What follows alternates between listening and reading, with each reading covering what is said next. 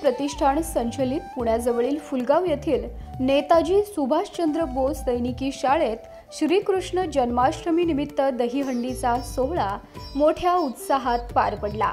लोकसेवा प्रतिष्ठानचे संस्थापक अध्यक्ष दीपक पायगुडे यांच्या संकल्पनेतून या सोहळ्याचं आयोजन करण्यात आलं होतं। डीजेच्या तालावर आणि पावसाच्या धारेवर विद्यार्थी अक्षरशः बेधुंद झाले होते।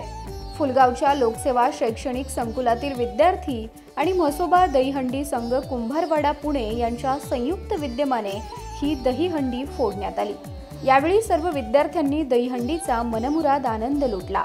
नेताजी सुभाषचंद्र बोस सैनिकी शाळेचे प्राचार्य अमर क्षीरसागर यांच्या मार्गदर्शनाखाली हा सोहळा यशस्वीरित्या पार पडला। या सोहळ्यासाठी सर्व शिक्षकवृंद, विद्यार्थी तसंच शिक्षकेतर कर्मचारी यांनी परिश्रम घेतले। यावेळी फुलगावचे पोलीस पाटील दीपक साकोरे, ग्रामपंचायत सदस्य मंगेश शीतकर, लोकसेवा English medium school and junior कॉलेजचे प्राचार्य पी शॉपिमोन व आदी मान्यवर उपस्थित होते।